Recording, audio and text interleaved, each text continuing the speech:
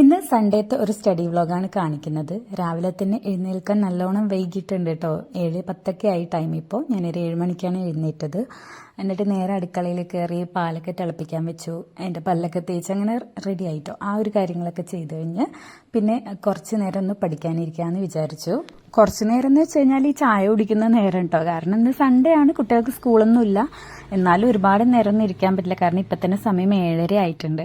അപ്പോൾ ഒരു 10-15 മിനിറ്റ് അത്രയും നേരം കുറച്ചൊന്ന് എന്തായാലും ചായ കുടിക്കില്ല. അപ്പോൾ ആ ഒരു ടൈം പഠിക്കാമെന്ന് വിചാരിച്ചിട്ട് അങ്ങനെ കുറച്ച് ഞാൻ ഇന്നലെ കേരള ഭൂപരിഷ്കരണത്തിൻ്റെ കുറച്ച് ഭാഗം ബാക്കി വെച്ചിട്ടുണ്ടായിരുന്നു. അപ്പോൾ ആ ഒരു ഭാഗം ഒന്ന് വായിച്ചു. ഒന്ന് കാര്യമായിട്ട് ഇരുന്ന് പഠിച്ചിട്ടൊന്നുമില്ല, എങ്കിലും ഒന്നത് വായിച്ചു.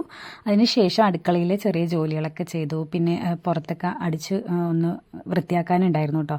അപ്പോൾ അതെല്ലാം ചെയ്ത് പിന്നെ നമ്മൾ ഇങ്ങനെ പഠിക്കുന്നതുകൊണ്ട് കുറേ ജോലികൾ മാറ്റി വയ്ക്കുന്നുണ്ട്. അപ്പോൾ അതിലൊരു ജോലി ഇന്ന് ചെയ്യണം എനിക്ക്. കാരണം എൻ്റെ കുട്ടികളുടെ ഡ്രസ്സ് വെച്ചിരിക്കുന്നതൊക്കെ ആകെ വലിച്ചു വാരി ഇട്ടിരിക്കുകയാണ് കേട്ടോ. അപ്പോൾ ഇതെല്ലാം പുറത്തെടുത്തിട്ട് നല്ലതുപോലെ തന്നെ അടുക്കി വെക്കണം. അപ്പോൾ ആ ഒരു ജോലിയായിരുന്നു പിന്നെ ഉണ്ടായിരുന്നത്. ഈ സമയത്തൊക്കെ ഞാൻ യൂട്യൂബ് ക്ലാസ് ഓൺ ചെയ്തിട്ടിട്ടാണ് കേൾക്കൽ. അതേപോലെ തന്നെ അല്ലാത്ത ജോലികളൊക്കെ ചെയ്യുന്ന സമയത്തും യൂട്യൂബ് ക്ലാസ് കേട്ടോണ്ടാണ് കേട്ടോ ചെയ്തത്. അങ്ങനെ ഉച്ചക്കലത്തെ ലഞ്ചും കഴിഞ്ഞിട്ടുണ്ട്. അതിനുശേഷം ഞാൻ പിന്നെ കോമൺവെൽത്ത് ഗെയിംസിൻ്റെ ഈ ഒരു കറണ്ട് അഫെയർ എഴുതിയെടുത്തിട്ടുണ്ടായിരുന്നു. ഇത് കേട്ട് പഠിച്ചിട്ടുണ്ടായിരുന്നു, പക്ഷെ എഴുതിയിട്ടുണ്ടായിരുന്നില്ല ബുക്കിൽ. അപ്പം അതാണ് ഉച്ചയ്ക്ക് ശേഷം ചെയ്തിട്ടുള്ള ഒരു പ്രധാന പണി. പിന്നെ കുറച്ച് നേരം കിടന്ന് പിന്നെ ഒന്ന് റെസ്റ്റൊക്കെ എടുത്ത് പിന്നെ 4 മണിക്ക് ശേഷം ആണ് പിന്നെ പഠിക്കാനിരുന്നത്. അതായത് ഒരു 5 മണി ആയിട്ടോ. ചായയൊക്കെ ഇട്ട് കുറച്ച് സ്നാക്സും ഒക്കെ എടുത്തിട്ട് വന്നിട്ട് പിന്നെ പഠിക്കാൻ പോകുന്നത് മലയാളമാണ്. മലയാളം എന്ന് പറഞ്ഞാൽ ഇതൊക്കെ റിവിഷനാണ്. അപ്പോൾ ഒന്ന് വായിച്ചു വിടാമെന്ന് വിചാരിച്ചു കേട്ടോ. ഇത് SCRT ബേസ് ചെയ്തിട്ടുള്ള ഒരു മലയാളം ക്ലാസ് ഉണ്ടായിരുന്നു. ഫസ്റ്റ് ബെൽ മലയാളം എന്ന് പറഞ്ഞിട്ടുള്ള ടെലിഗ്രാം ചാനലിൽ ഇട്ടിട്ടുണ്ടായിരുന്നതാണ് കേട്ടോ. അപ്പോൾ ഞാൻ കുറേ മുന്നേ ഇട്ടിട്ടുണ്ടായിരുന്നതാണ്. അപ്പോൾ ഞാനത് എഴുതിയെടുത്തിട്ടുണ്ടായിരുന്നതാണ്. അത് ഒന്ന് വായിക്കാമെന്ന് വിചാരിച്ചു കേട്ടോ. സത്യം പറഞ്ഞു കഴിഞ്ഞാൽ ഞായറാഴ്ചകളിൽ അങ്ങനെ ഒരുപാടൊന്നും പഠിക്കാനൊന്നും പറ്റില്ല. കാരണം വീട്ടിലെല്ലാവരും ഉണ്ടാവും, കുട്ടികളുണ്ടാവും, ഹസ്ബൻഡ് ഉണ്ടാവും, അതേപോലെ എല്ലാ ജോലികളും ഒക്കെ ചെയ്ത് ഒതുക്കണ ഒരു ദിവസമാണ്. അതുകൊണ്ട് ഒരുപാടൊന്നും പറ്റില്ല, എങ്കിലും ഞാൻ എന്നെക്കൊണ്ട് പറ്റുന്ന പോലെയൊക്കെ പഠിക്കാൻ നോക്കും കേട്ടോ. അത് കഴിഞ്ഞിട്ട് ഞാനിങ്ങനെ എൻ്റെ പൂച്ചെടികളൊക്കെ വെച്ച അവിടേക്ക് വന്ന് നോക്കിയതാട്ടോ. ഫുള്ള് ഇങ്ങനെ ചെടികളൊക്കെ നിറഞ്ഞിട്ടുണ്ട്. പക്ഷെ എനിക്കിപ്പോൾ ഞാനത് വൃത്തിയാക്കാമെന്ന് പറഞ്ഞിട്ട് പോയതാണ്. പക്ഷെ കൈയിൻ്റെ ഉള്ളിൽ ഇങ്ങനെ തൊലി ഇളകി നിൽക്കുകയാണ് കേട്ടോ. എന്താണെന്നറിയില്ല. ഇപ്പോൾ നമ്മൾ അലക്കുമ്പോൾ ആ സോപ്പ് തട്ടിയിട്ടാണോ എന്നുള്ളത് അറിയില്ല. ഇങ്ങനെ ചെറിയ ഒരു പൊള്ളം പോലെ വന്നിട്ട് അത് പൊട്ടുകയാണ് കേട്ടോ. സോപ്പ് തട്ടുന്ന സമയത്ത് മാത്രമേ ഉള്ളൂ.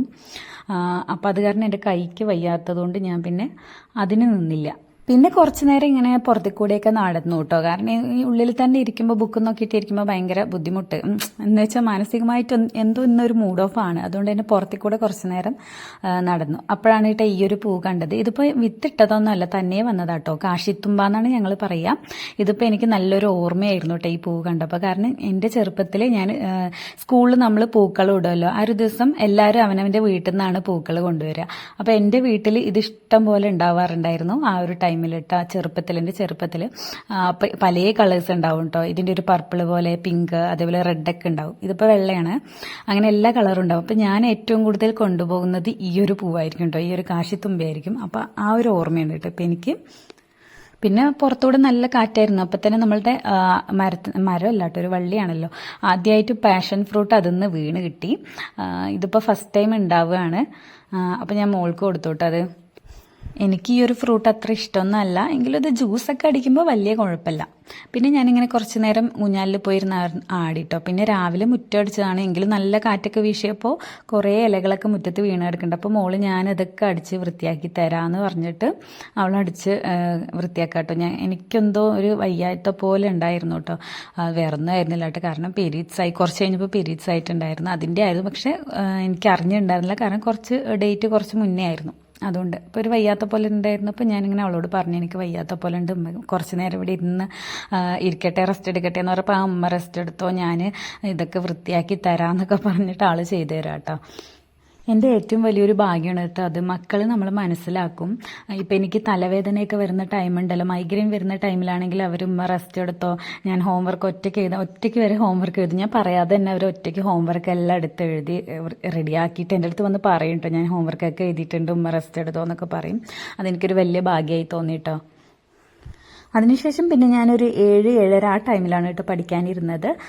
കുറച്ച് അതായത് നമ്മുടെ OMR ഉണ്ടായിരുന്നു തൊഴിൽ വാർത്തയിൽ, അതാണ് ചെയ്തു പഠിച്ചിട്ടുണ്ടായിരുന്നത്. അതിൽ ഉത്തരം അടയാളപ്പെടുത്തിയിട്ട് ഒന്നുകൂടി വായിച്ചു നോക്കാമല്ലോ എന്നുള്ള രീതിക്ക് ഉത്തരമൊക്കെ ഒന്ന് അടയാളപ്പെടുത്തിയിട്ട് ഇങ്ങനെ ചെയ്ത് പഠിച്ചു.